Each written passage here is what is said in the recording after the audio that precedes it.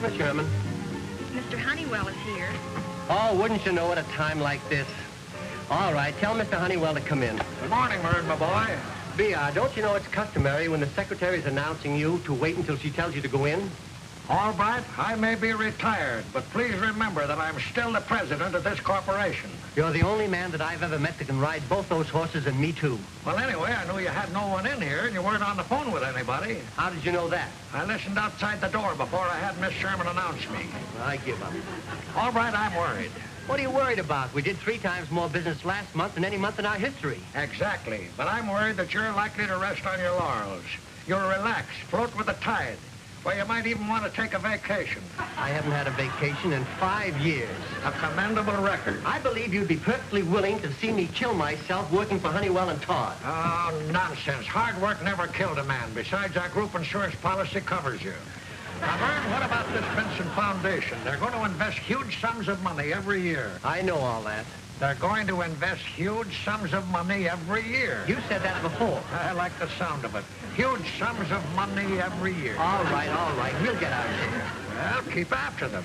You can't high-pressure an organization like that. I don't believe they're ready to discuss investments yet. Well, make them ready. Wine them, dine them, but be sure you get your money's worth. Surprise, Dad. Hi, Mr. Honeywell. Hello, Margie. Margie, you're supposed to have yourself announced even when you enter my office. Oh, but I figured you wouldn't mind. I knew it was just you and Mr. Honeywell talking. You knew that? Well, sure, I Listened outside the door. Is anything wrong with that? Pay no attention to him, Margie. That's just another one of his notions. Civility, courtesy, privacy. He worries about everything except getting new business. I do wish you could think of some way that... Before you two start, let me finish what I came in for and get out. I know what you came in here for. An advance on next month's allowance. Well, nothing doing. Yeah, but Dad, it's important. You've got to learn, Margie, that doesn't always work. But Freddie's taking me out to dinner tomorrow night, and I simply have to have a new dress. Freddie, well, that settles it. Absolutely no advance. Now, Dad, you know you're going to give it to me. Why not save yourself the trouble of arguing? Go ahead, Vern, give it to her. Matter of fact, you should buy her a little piece of jewelry every now and then. I realize it's my money you're being so generous with, but even so, what's gotten into you? 3 cheers for Mr. Honeywell. Margie, you know this idea of encouraging employees to be thrifty is pure nonsense? Give me an extravagant worker every time. A man that spends more than he makes will work 3 times as hard to make more than he spends. Yes. Miss Sherman, make out a check for my daughter. She'll tell you how much. Ah, you're a darling. That gets rid of me. And don't heckle him too much, Mr. Honeywell. He's the only father I've got. Now, Vern, about this Benson Foundation. Enough, B.R., enough. I told you I'd look after it. All right, I'm going. Vern, I know that you think that I'm grasping and that I'll stop at nothing to get new business for the firm. But let me tell you this, it takes a big man to admit it.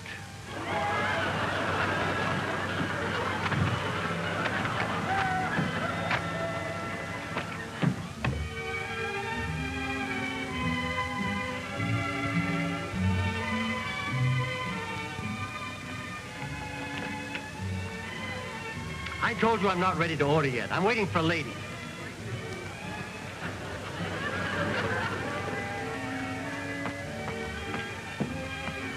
Sorry to be late, but I couldn't help it. I know. You were just trying to get up the nerve to tell me. What? You're not having dinner with me. You've got another date. Vern, And you just dropped by to tell me. Well, thanks. how could you think such a thing? Oh, it's been that kind of a day. Poor darling, bad day. Everybody kept bursting into my office. Honeywell plaguing me about that Benson Foundation. Margie in for an advance. And then Freddie. Now, Vern, really. Oh, I'd like to knock his block off. Say, that's a wonderful idea.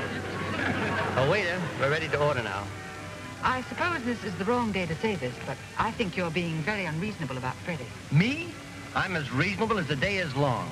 Outside of the fact that I think he's a good-for-nothing loafer, I don't think he's good enough for Margie. I'll tell you a little secret. No father thinks that any young man is good enough for his daughter. That's nonsense. Is it? It certainly is. Why don't you try to find out what Freddie's for Margie to defend? And if you were to be friendly with him, well, she wouldn't have anything to defend him against. Me? Be friendly with him? Why, I'd have to act as if I liked him, and how could anybody like Freddie? I do. You mean that? Yes, I do. Well, all I can say to you is... Oh, no, you can't, Vern. What? You can't say that because then we'd both be angry, and there's no sense in that. See you tomorrow.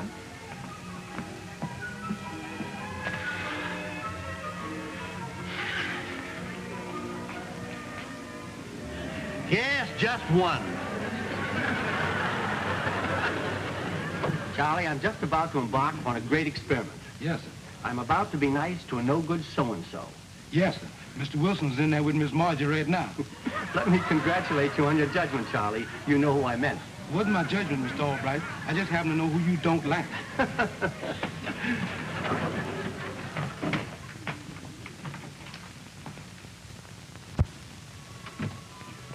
Margie! Yes? Hi, honey. Freddie keeping you company? That's nice. I'm glad you weren't left alone. Good night, Margie. Now go right ahead with your game. Don't let me disturb you. You don't think it's late? Not very. You don't think I ought to be going? Oh, don't rush off on my account. Mr. Albright, may I pull at your mustache? What? If it comes off, it's not you. Very funny. Go right ahead with your game, but don't step too late. Good night. He's cracking up. Do you think we ought to call a doctor? Mr. Honeywell's been writing him about getting that Benson Foundation account. The Benson Foundation? Mm-hmm. My father's just been made chairman of that. Freddie! Yeah, it won't be announced in the papers until next week. Freddie, baby, darling. Freddie? Okay, good. Baby, a little dangerous. Darling, then I know there's something you want me to do. But of course, Freddie, you can help Dad get their investment business. Margie, would you trade on my love for you just to help your father in business? Uh-huh. I thought you'd be that self-centered. But Freddie, this may be your chance to marry a rich man's daughter. You're right. I'll do it. Good. We'll have them to dinner, and when Dad meets your father... Oh, no, that won't work.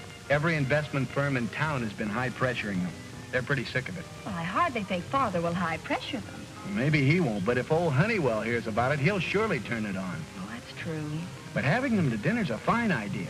My mother and father meet you, they'll just have to like you. That'll give your dad a big edge. I'll have to tell him. And we'll tell him you're having them, but don't tell him why. Gee, Freddie, on simple things, you're hardly ever able to come up with an answer. But on anything tricky, you're right there. Just naturally shifty, I guess. I better be going.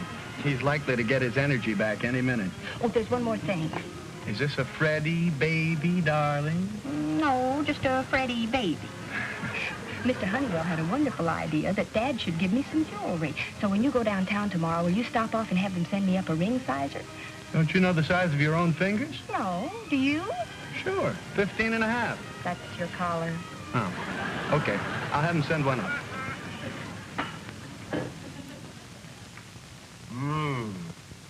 Wonderful coffee. You never miss, do you? Thank you, sir. You were awfully nice to Freddie last night. Freddie. I'm particularly glad that you were. And why are you particularly glad that I was? Oh, no reason. I just am, that's all. I like Freddie, and I'm glad you like him, too. This coffee is awful. Margie, have you changed our brand? Now, Dad, just because I mentioned Freddie's name. Oh, why didn't they call him Hubert or Wilbur? I'm getting tired of hating the sound of Freddie. Oh, you don't really dislike him. Anyway, try not to show it tonight. Tonight? Why? What's tonight? Freddie's parents are coming to dinner. What? Now, Dad, let's not argue. Now, look here. People only do that when... Now, be a good boy, and you'll be glad you did. Margie, I simply will not have them coming here and...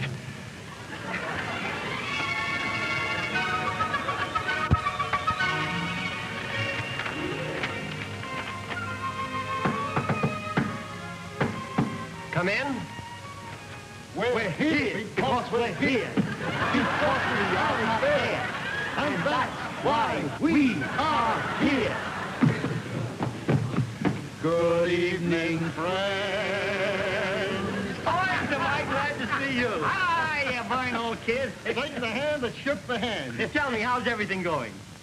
About the same. We wait 20-odd years for vaudeville to come back. Yeah, now that it's coming back, we ain't with it. These TV producers don't seem to understand a class act. Nah, we're over their heads. Sure. Excuse me. All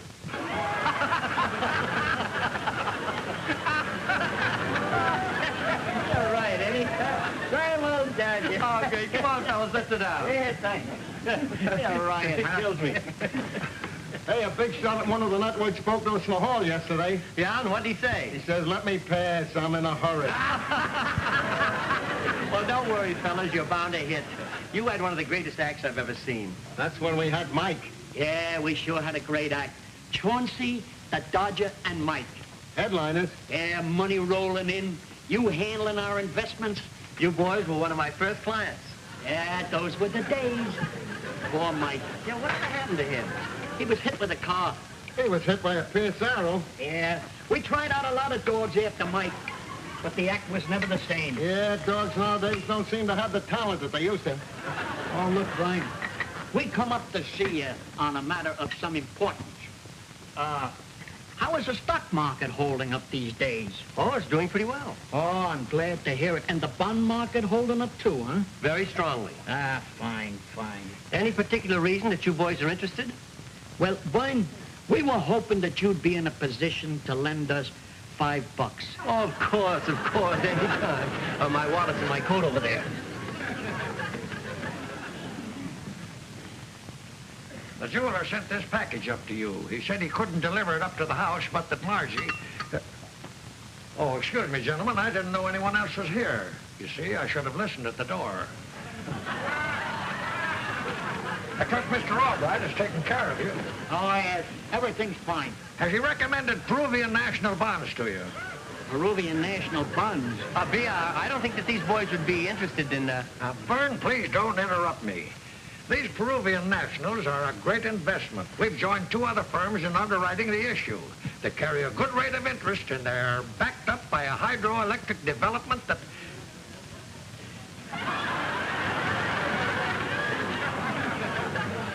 Go on. He's reading. Vern, what kind of a joke are you trying to play on me here? V.I., you came in here of your own choice. Bah. Here's your 5. I'm still the star of the act.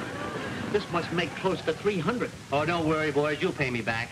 You know, I don't think he likes show people. Lots of people don't. I'm sorry. I hope he didn't hurt your feelings. Oh, we're used to it. I wonder what Margie wanted from the jeweler. A ring sizer. Great Scott. Freddie's buying the ring. Congratulations in order, Vern. Oh, they certainly are not. I'm dead set against this marriage.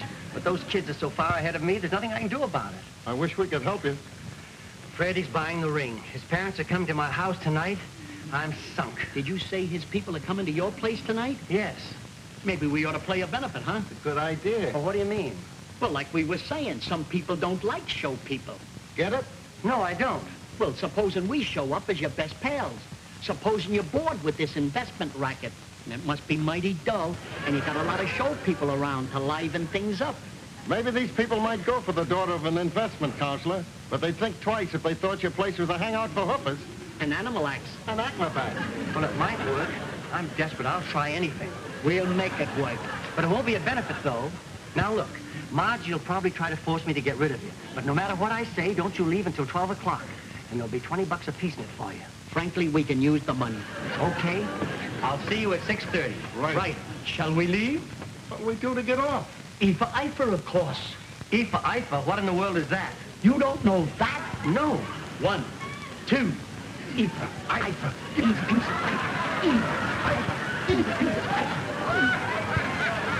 Mrs. Wilson?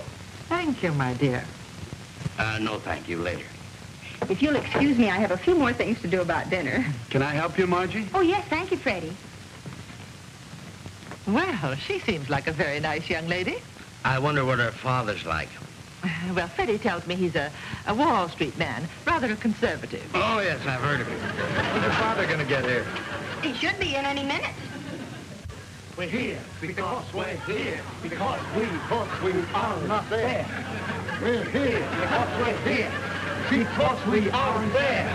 We joke and witty jokes to please you, riddles and magic tricks to feed you, and that's why we are here. Good evening, friends.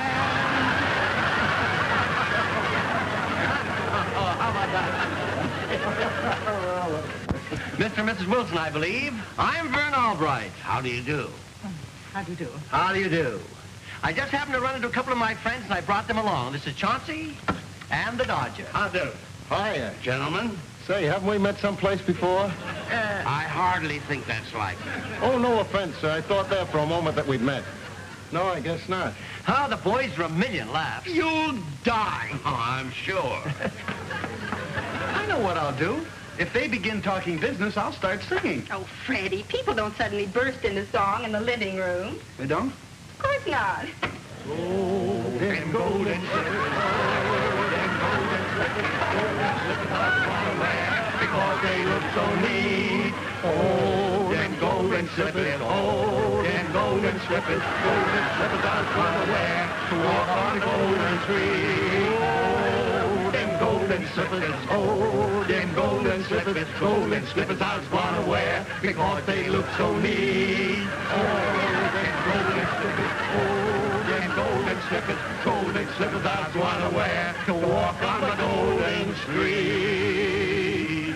Good evening, friend. Very good, very good. Dad, I'd like to see you a moment.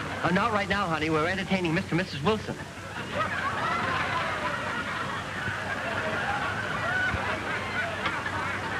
I suppose you think my hobby's rather odd. A bit. I can't help it. I just love show folks, and I like to have them around me all the time. All the time? I see nothing strange about it, Stephen. If that's what Mr. Albright wants, he should most certainly go ahead and have them. That's telling him, kiddo. My wife's name is not Kiddo. Sure, no offense, man. What's the name of your act? Well, it used to be Chauncey the Dodger and Mike. But we're trying to talk Vern into joining up. Then it'll be Chauncey the Dodger and Vern. And what happened to Mike? He passed on. Oh, I'm sorry to hear that. Yeah. He was running away from a Great Dane and a car hit him. Well, that's a peculiar way to meet up with an accident. For an Airedale? Oh, Mike was a dog. Mike was a great performer who just happened to be a candidate. Oh, so Mr. Albright is taking the place of... Nobody can take Mike's place. Well, if yours is a singing and dancing act, what did the dog do? He narrated it. But there's more to the act than just songs. We're going to give him a full variety bill. Dances, prestidigitation, and Risley. What in the world is Risley? Foot juggling. Show him one of our magic routines, Vern. Okay. Have you got a watch, Mr. Wilson? Yeah. But a very valuable one here. Be careful with it. Chauncey, get me a chair. Mrs. Wilson, would you be sore if I asked you a question? No, of course not. What is it? Did you ever have anything to do with Captain Gibson's trained seals? Captain Gibson's trained seals? Really? No offense meant, kiddo. What's got you so angry? Dad, trying to make an impression like that on your parents. Well, I was just thinking it's one of the smartest things I've ever seen him do. What? Sure, Mother's loving every minute of it. He must have found out about Dad heading the foundation. And is he a smooth guy? He knows he can't get around Pop, so he makes a big hit with Mother. She likes it? Oh, she's loving every minute of it. Why, the old smarty. I wonder how he knew she would.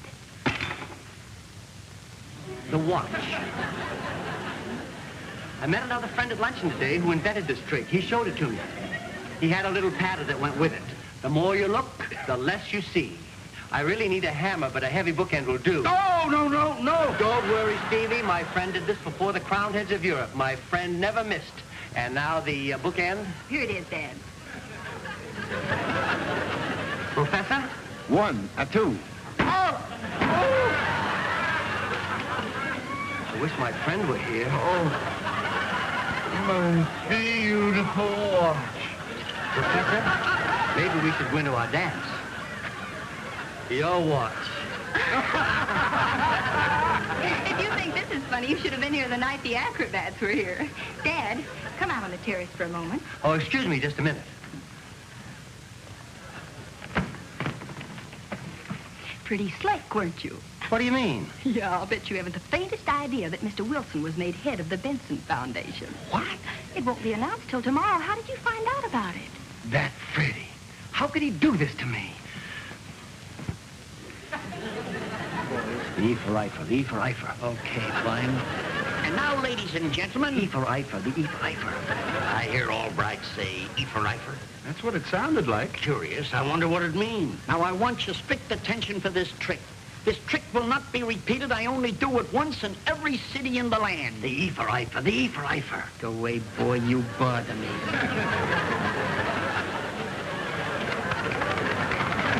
Trixie! I knew I've met you before. It's Trixie. You're right. Trixie in a musical scene. Well, it took you long enough to remember. Gee, I'm sorry, Trixie. Are we forgiven? You're forgiven. A one, a two. Oh, like the old days. The old days. Like the old days. Trixie, you're looking wonderful. Well, you boys have held up pretty well yourselves. Tell me, Albright, just what does E for Eifer mean? E for Eifer. Really, Stephen, for a brilliant man, you are amazingly uninformed. E for Eifer means to take it on the Arthur Duffy. Come on, boys.